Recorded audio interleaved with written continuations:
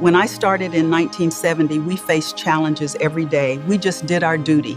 Nobody ever looked back to see what it cost us. Looking back now, the years seem to blend together, a tapestry of joy and sorrow woven by time.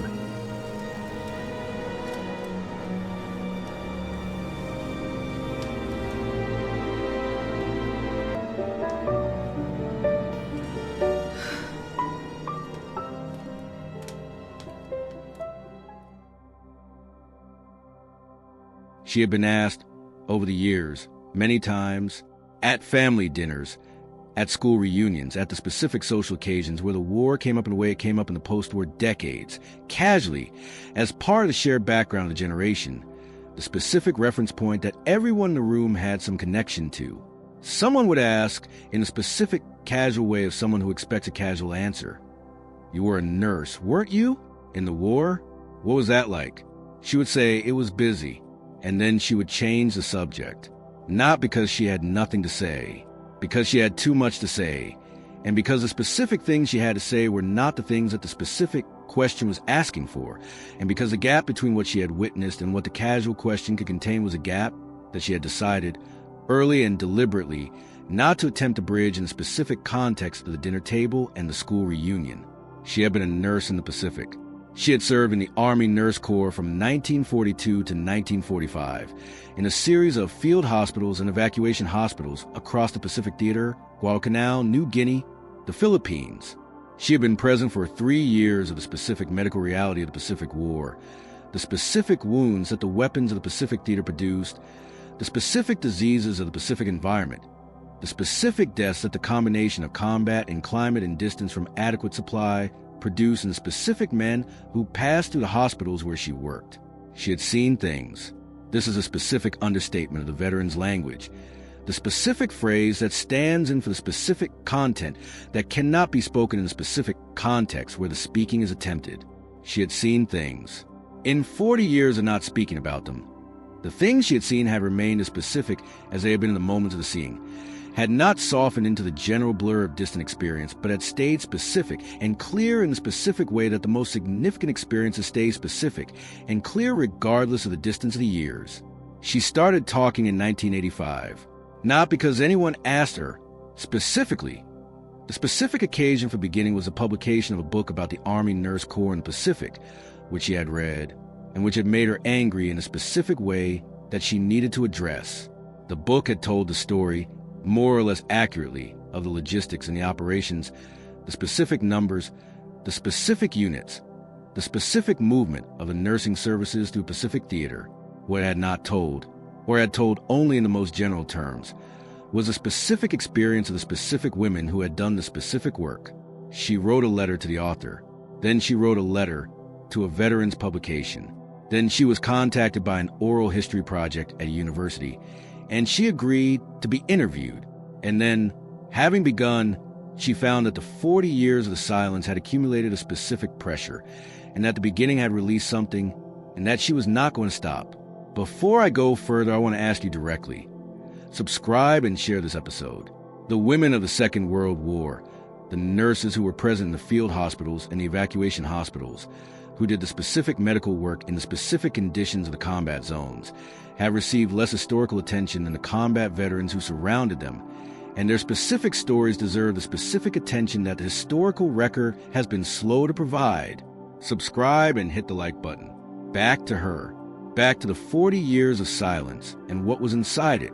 The specific things that Agnes described in the memoir, the specific content of what she had witnessed that she had kept in the sealed container for 40 years, are described here in the general terms that the oral history allows, because the specific clinical detail of the specific deaths she witnessed belongs in the specific context of the memoir itself.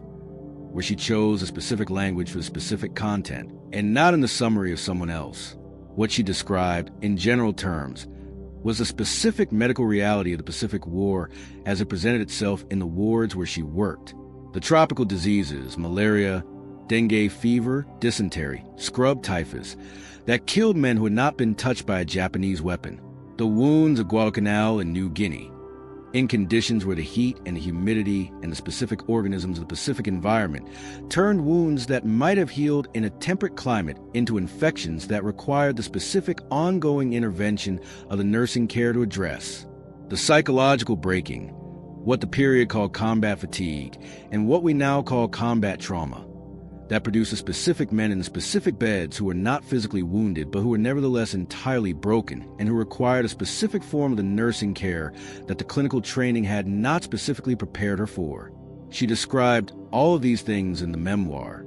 She described the specific men, not by their real names, by the names she gave them in the memoir, and the specific things that happened to those men, and the specific things she did for them, and the specific things she could not do for them that she did anyway because there was nothing else.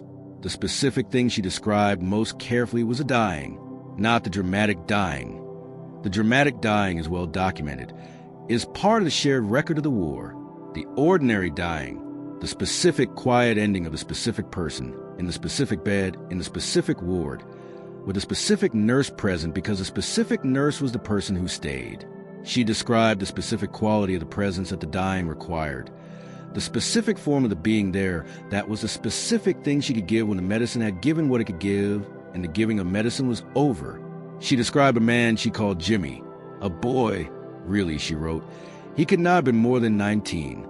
She had been with him for 3 days, the last 3 days of a malaria complication that the medicine of 1943, in the specific conditions of the Pacific, could not address.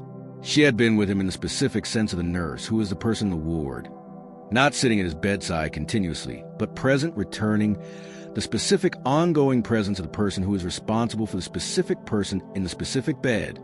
On the 3rd day, she sat with him. He was not conscious for most of it. At the end, he was conscious for a brief period, the specific brief return of awareness that the dying sometimes have. And he said something that she recorded in the memoir and that she had carried for 40 years before the recording. He said, "Tell my mother I wasn't scared." She said she would. She never found his mother. She never found, in the specific chaos of the war's record-keeping, in the specific years of the war's aftermath, the specific woman in the specific town who had the specific son who died in the specific ward in the specific Pacific in 1943. She had tried, in the specific way of a person who has made a specific promise and takes the specific promise seriously. She had written letters to the veterans' organizations and the military records.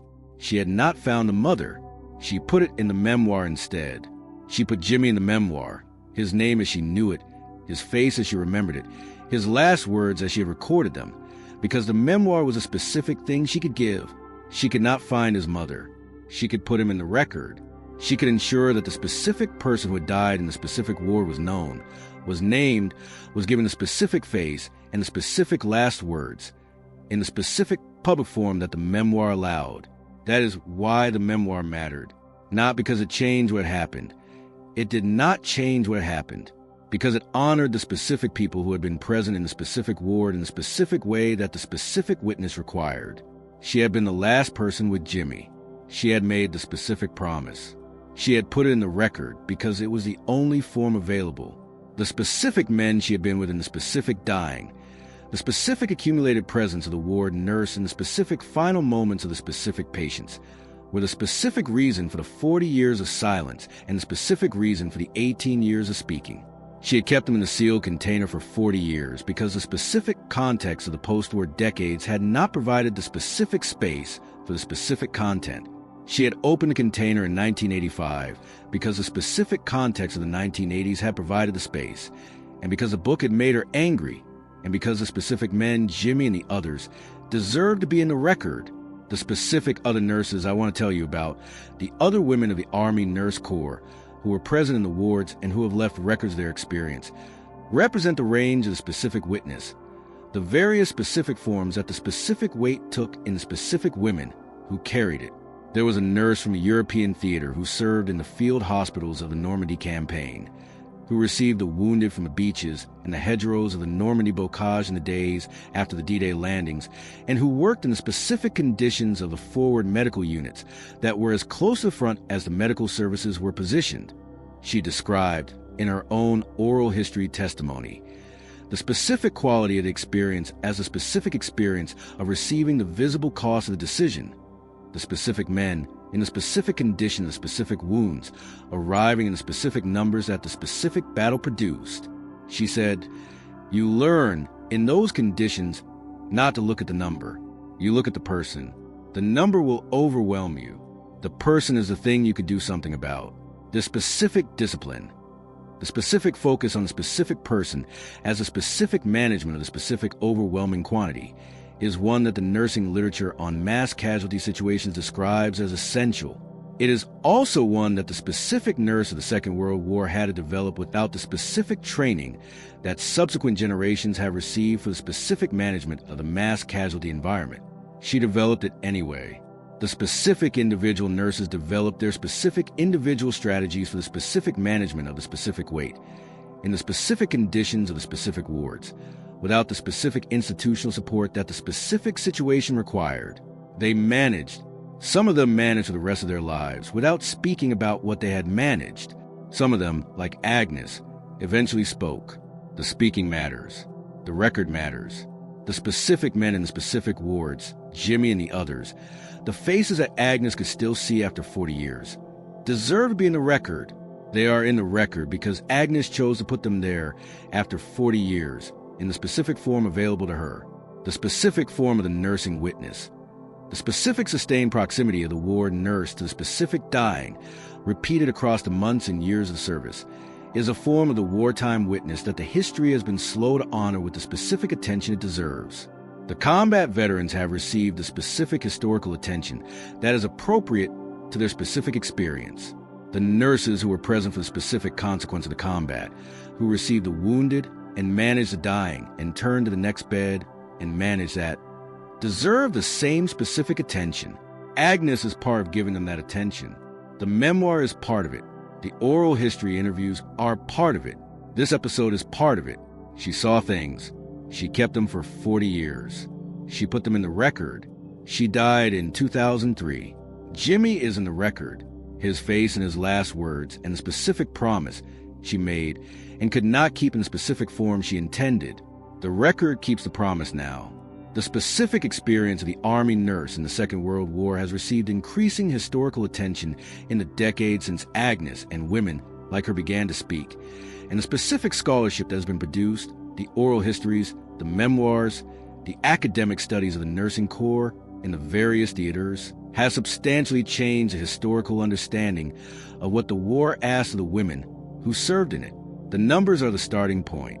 Approximately 59,000 American women served in the Army Nurse Corps during the Second World War. They served in every theater: Europe, the Pacific, the Mediterranean, the China-Burma-India theater, in field hospitals and evacuation hospitals, and general hospitals and hospital ships. They were the specific medical workforce that kept the specific men alive at the rates that the specific commanders required for the specific operations that the specific strategy demanded. The specific rate at which the Army expected its medical services to return men to duty, the specific expectation of the military medicine of the period, was itself a specific pressure on the nurses who administered the care. The Army expected a specific proportion of wounded men to return to duty within a specific time. The nurses who were keeping those men alive and moving them through the system were part of the specific mechanism that produced a specific rate, and the specific pressure of the rate was part of the specific experience of the specific nurse. Agnes felt this pressure in the specific form of the ward that was always more full than the available beds. The patients who were moved to make space for the next ones before they were ready to be moved. The specific ongoing triage of a medical system that was always at its capacity and often beyond it. The specific experience of being in a medical system that was perpetually overwhelmed, that always had more patients than resources, and that required the specific ongoing prioritization that the overwhelmed system demands, was part of the specific weight that Agnes carried. The specific other thing she carried was the dying. Not all the men who came to the wards died. Many survived, and the specific satisfaction of seeing a man stabilized and move toward recovery was a real satisfaction that the ward also provided. But the ward was also the place where the men died who were going to die regardless of what was done, and where the nurses were the specific people who were present for those deaths because the physicians moved through the ward and the nurses stayed. The specific sustained presence of the nurse with the dying patient, the specific ongoing intimacy of the ward, as contrasted with the specific episodic interventions of the physician, was a specific character of the nursing role that produced the specific weight Agnes carried. She had been with men at their deaths in ways that the physicians who admitted them and the medics who brought them in had not been. She had held hands. She had received the specific words that the dying sometimes say. She had been the last familiar face for men who were dying far from home. The specific intimacy, the specific ongoing proximity of the nurse to the specific person in the specific extremity of the dying, was a specific form of the witness that the framework of the heroic support role had no language for. The heroic support role could acknowledge that nursing was important and demanding and deserving of respect. It could not acknowledge that the specific sustained proximity of the nurse to the specific dying was a specific form of the combat experience. Not the same as a combat experience, but an experience of equivalent extremity, differently characterized, equally real in its demands on the specific person who sustained it. Agnes knew the difference between her experience and the combat soldier's experience. She was clear about this in the memoir and the interviews. She did not claim that she had been shot at or that she had fought in the specific sense of the combat soldier. What she claimed, what she was careful and precise about, was that the specific sustained proximity of the ward nurse to the specific dying was an experience that the framework of the heroic support role was inadequate to contain, and that the specific weight it produced was a real weight that the specific person who carried it deserved to have acknowledged. The specific courage that this claim required, in 1985, from a woman in her late 60s who had been silent for 40 years, was not the dramatic courage of a single decisive act.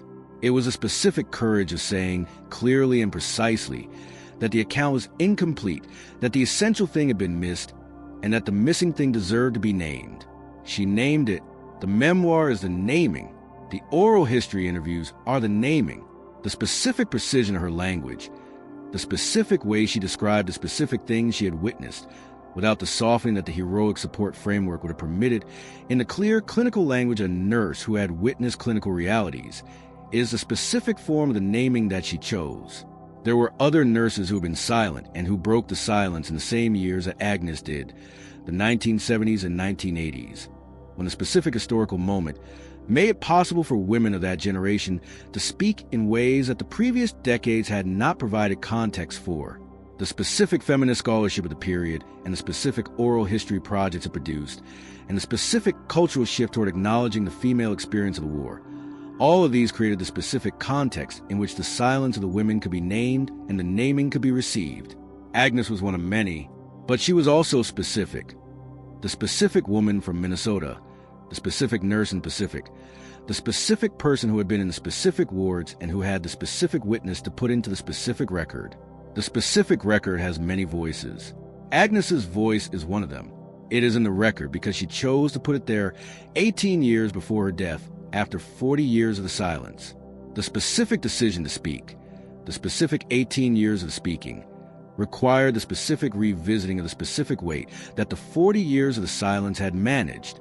She had managed the weight for 40 years by not speaking about it. The speaking required not managing it, required allowing the specific content of the 40 years to be present in the specific form of the words, in the specific context of the oral history interview and the memoir, and the subsequent conversations with people who had read the memoir or heard about the interviews. She described this process, the specific experience of the speaking after the 40 years of the silence, in terms that illuminate both the difficulty and the necessity of it. She said that the speaking was like opening a container that she had kept sealed, that the things inside were the same things that had been inside for 40 years, and that opening the container did not change what the things were, but that it changed what they cost her to carry. Before the speaking, she was carrying the container sealed. After the speaking, the container was open and the things were in the air, and she could look at them in a way that the sealed container had not allowed. The things were not resolved by being in the air. The specific deaths she had witnessed were not undone by being described.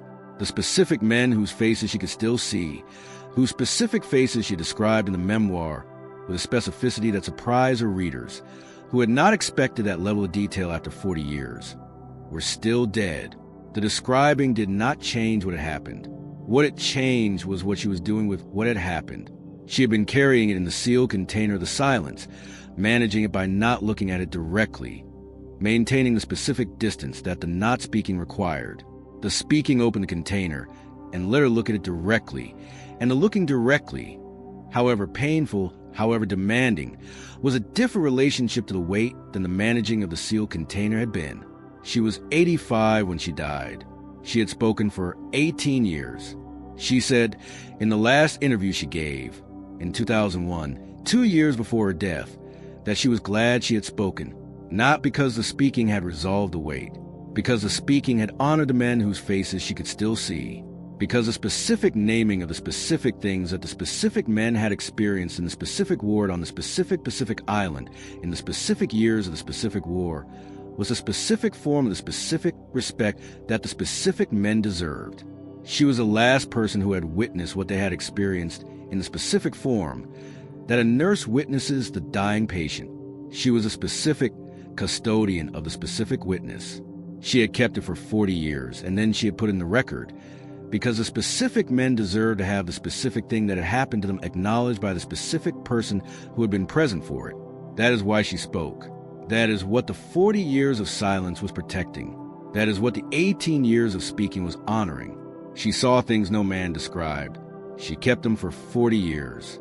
Then she put them in the record. That is the full accounting.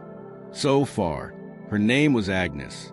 She had grown up in Minnesota, had trained as a nurse in a Minneapolis hospital, had been 24 years old when she enlisted in January 1942, 6 weeks after Pearl Harbor.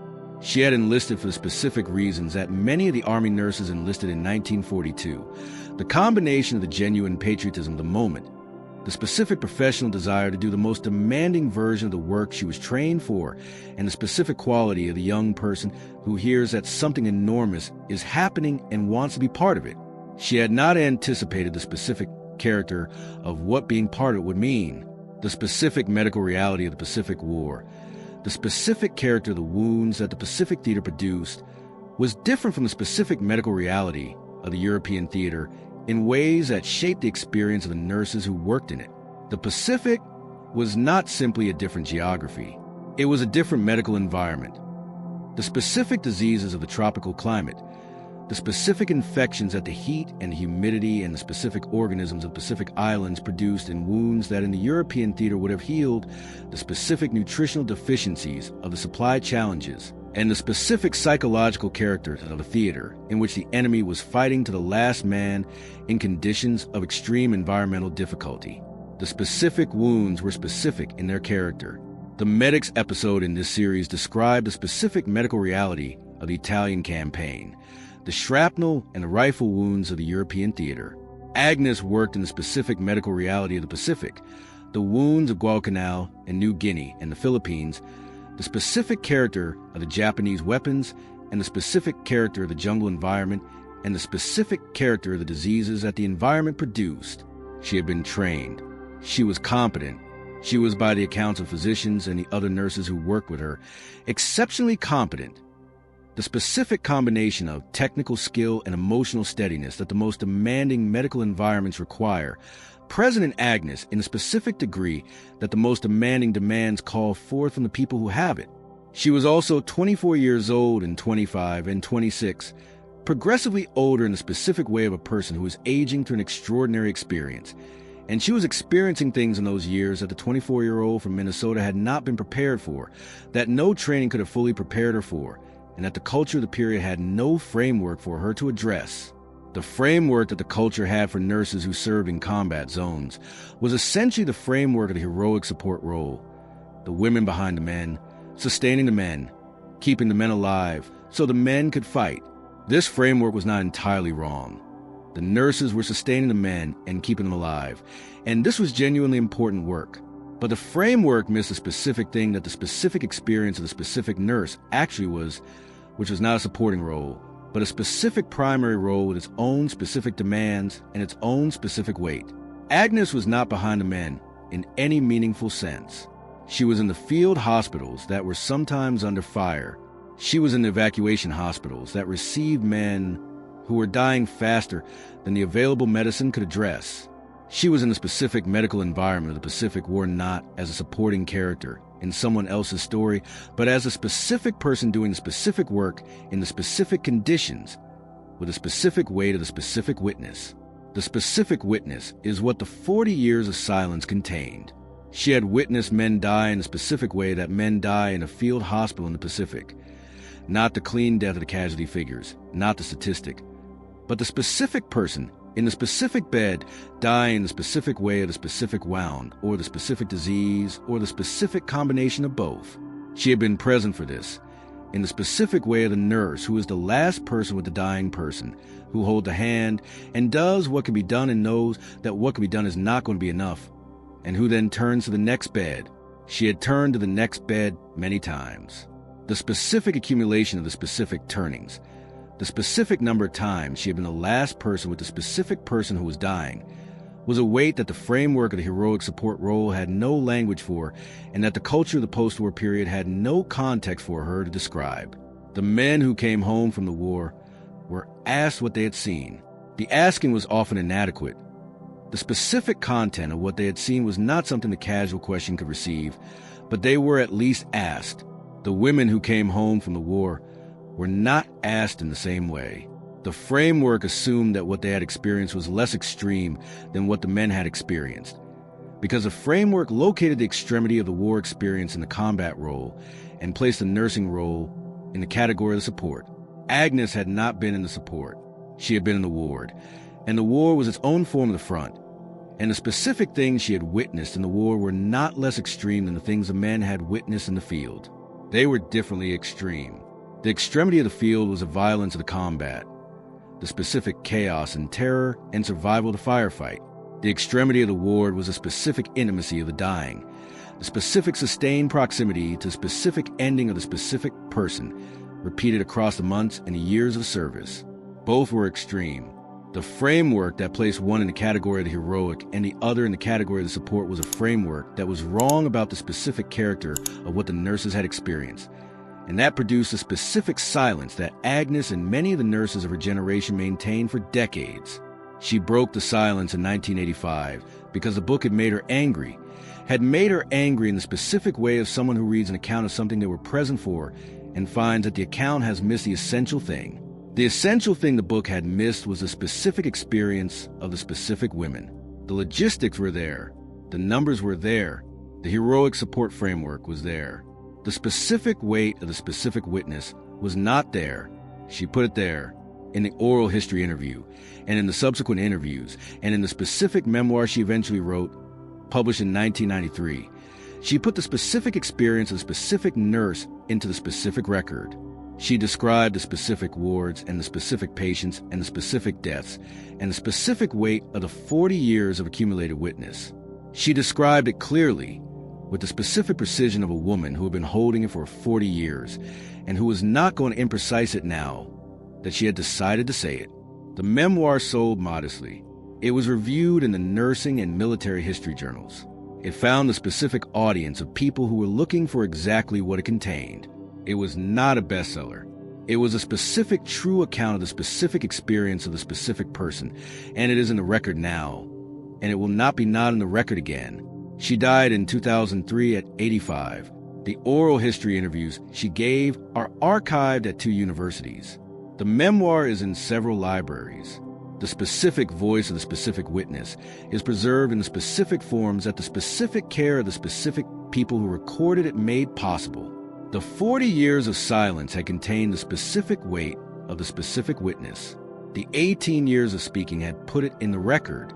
Both the silence and the speaking are part of the same story.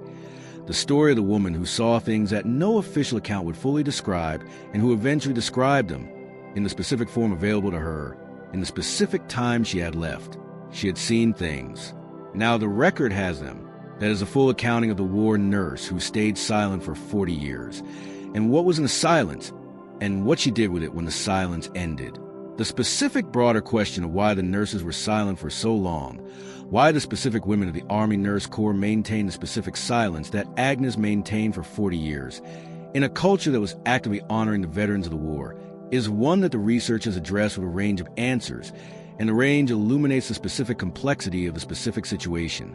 The simplest answer is the framework, the heroic support framework that placed the nursing role in the category of the support rather than the category of the primary experience, and that therefore did not create the specific cultural space for the specific content of the nursing experience to be received. If the nursing role was understood as a support for the men who were doing the real thing, then the specific experience of the specific nurse, the specific weight of the specific witness, was understood as less than the specific experience of specific men who were doing the real thing, and the specific cultural attention went to the men rather than to the nurses. This is part of the answer. It is not the whole answer. The whole answer includes a specific gender dimension of the silence, the specific ways in which the culture of the period expected women to manage difficult experience differently from men, and the specific ways in which the expression of the weight of the war experience was coded as a male prerogative in the specific cultural context of the post-war decades. The men who spoke about the war, who wrote the memoirs and the combat accounts and the oral histories of the veteran experience, were understood as performing a specific act of bearing witness that the culture valued. The women who might have spoken about their own experience were not offered the same specific cultural invitation. The asking was gendered. The men were asked what they had seen. The women were asked how they had coped with seeing the men suffer. The difference in the question is the difference in the framework. What did you see versus how did you cope places a woman in the role of the person who is managing the men's experience rather than having her own. Agnes had her own. The 40 years of the silence contained it. The 18 years of the speaking named it.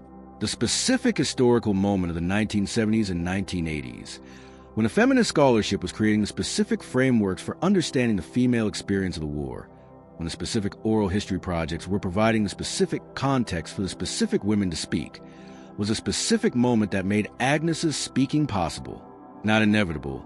She chose to speak, and the choice was hers, and other nurses made different choices, but possible in a way that it had not been in the 1950s and 1960s. The specific parallel with the Vietnam War veteran experience is worth noting.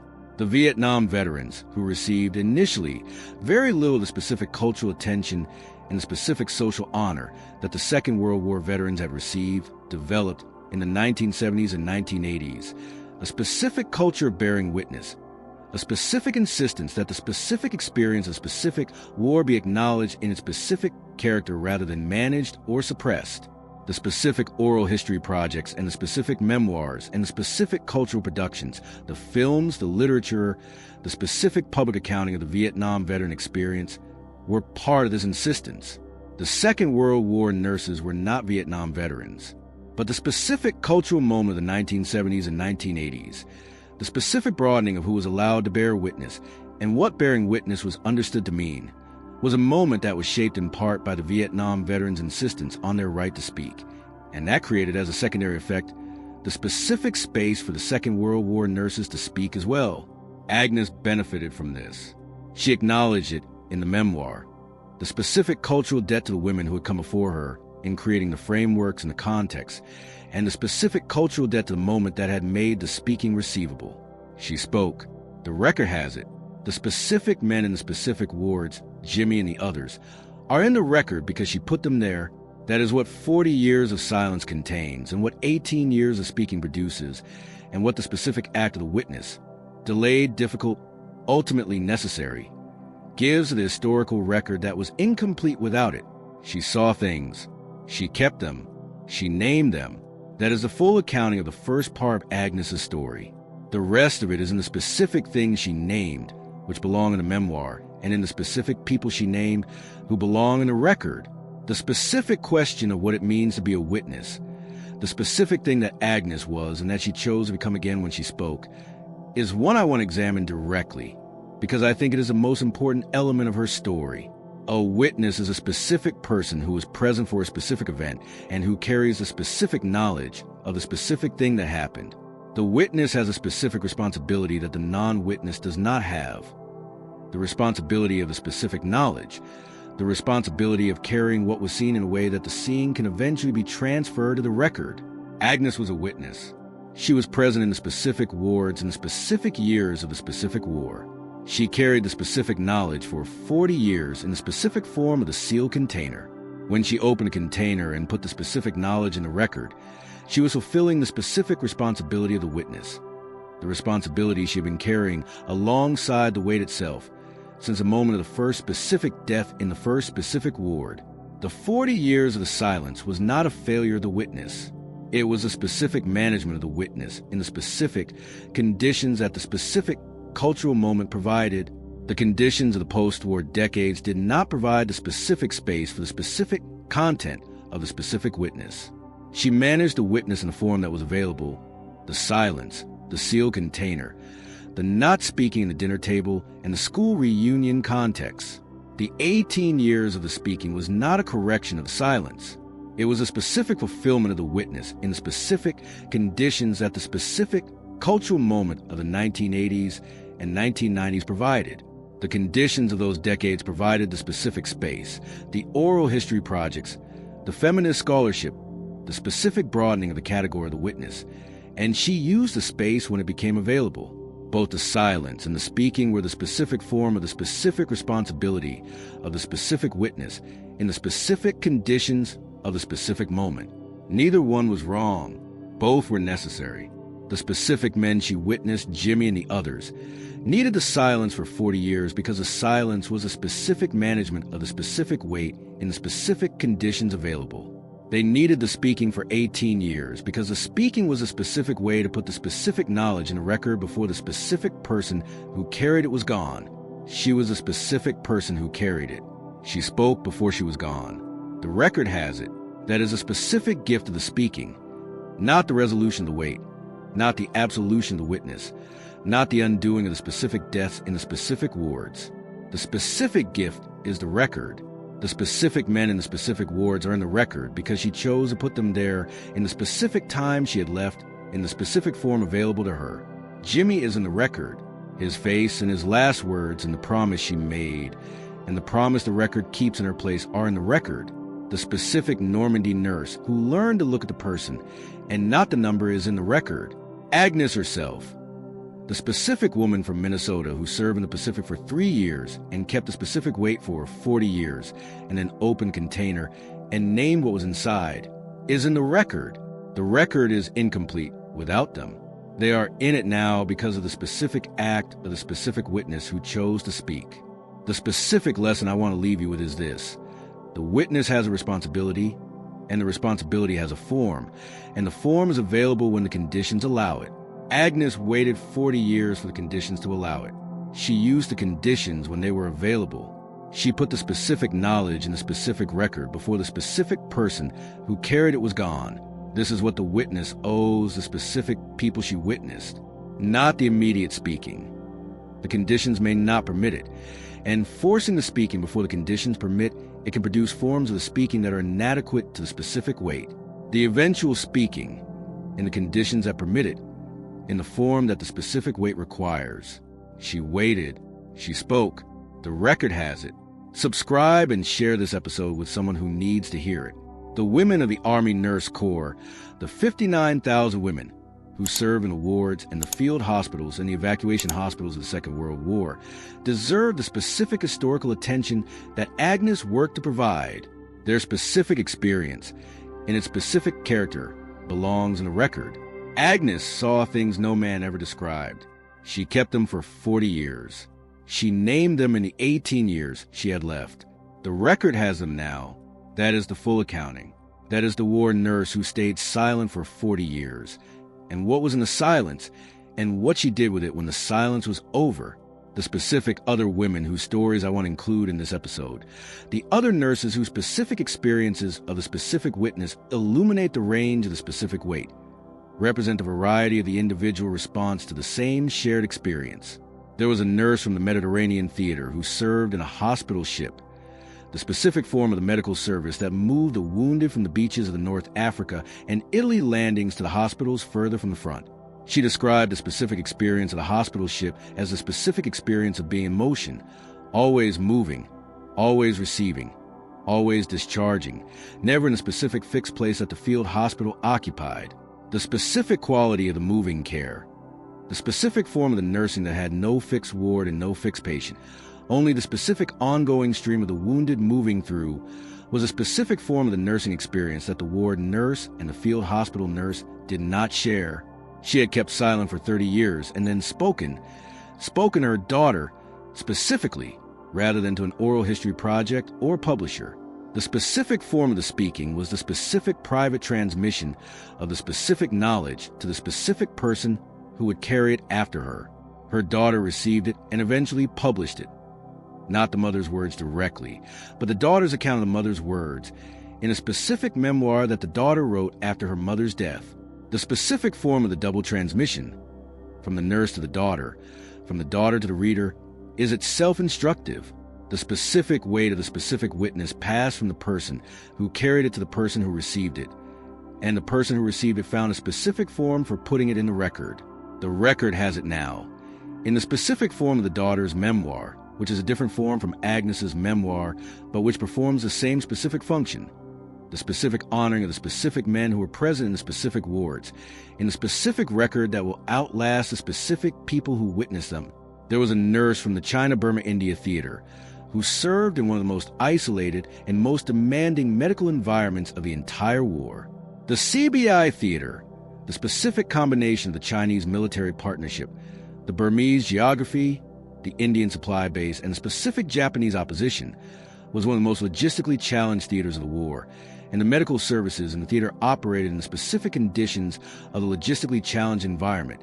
Inadequate supplies, inadequate facilities, the specific improvisation of medical care in conditions that made improvisation the only available option.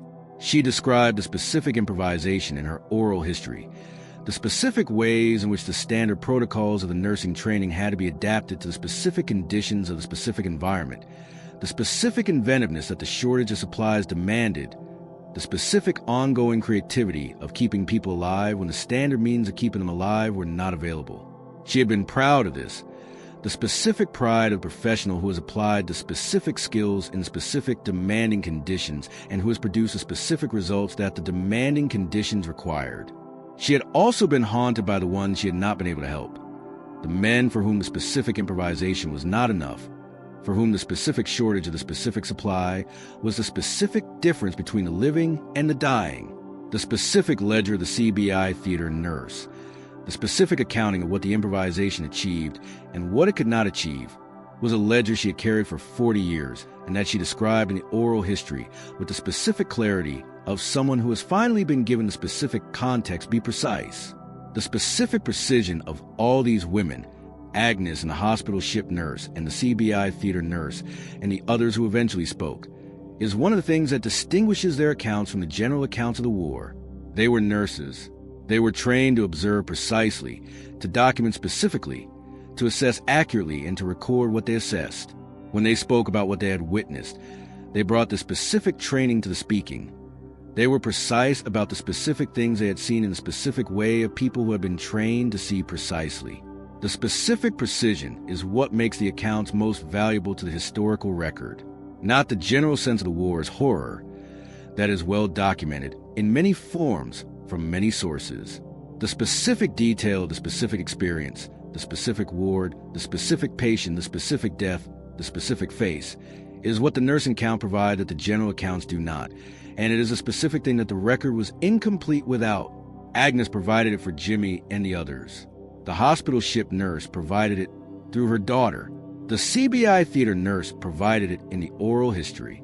They all provided the specific detail of the specific experience in the specific form available to them after the specific years of the silence that the specific conditions of the post-war decades had required.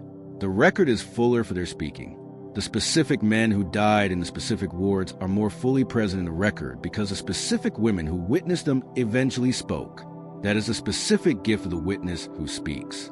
That is a specific honoring of the specific dead that the specific speaking provides. That is what Agnes gave after 40 years in the 18 years she had left. She saw things. She kept them. She spoke. The record has them. That is enough. That is the full accounting. The specific thing about Agnes's memoir that struck her readers most, the thing that the specific reviews in the nursing and military history journals noted with the specific attention that the specific detail deserved, was the faces. She had described the faces of the specific men in the specific wards with a specificity that the readers had not expected after 40 years. She could see their faces, not in the vague, impressionistic way of the general memory, not the blur of many faces that 40 years normally produces. She could see the specific faces, with the specific detail of the specific person, as clearly as she had seen them in the specific ward in the specific year of the specific war. She described as in the memoir the specific quality of the visual memory of the ward, the specific faces that had stayed specific over 40 years, and she described it not as remarkable but as a specific natural consequence of the specific intimacy of the nursing relationship. She had been with these men. She had been in the specific proximity of the specific presence, the presence of the person in the bed, in the specific condition of the dying, and the specific proximity had produced a specific memory. The brain stores what it pays close attention to. She had paid close attention. The faces stayed. Jimmy's face stayed. She described it in the memoir, not in the clinical language of the assessment, but in the specific personal language of the person who remembered the specific face as the face of the specific person. He had red hair. He was freckled. He looked younger than 19, which was itself younger than she had expected him to be, though she had by then stopped being surprised by how young the soldiers were. He said, "Tell my mother I wasn't scared." She said she would.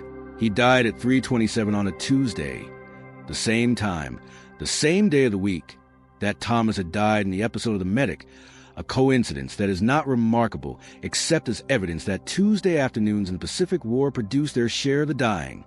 She had looked for his mother for 40 years. She had not found her.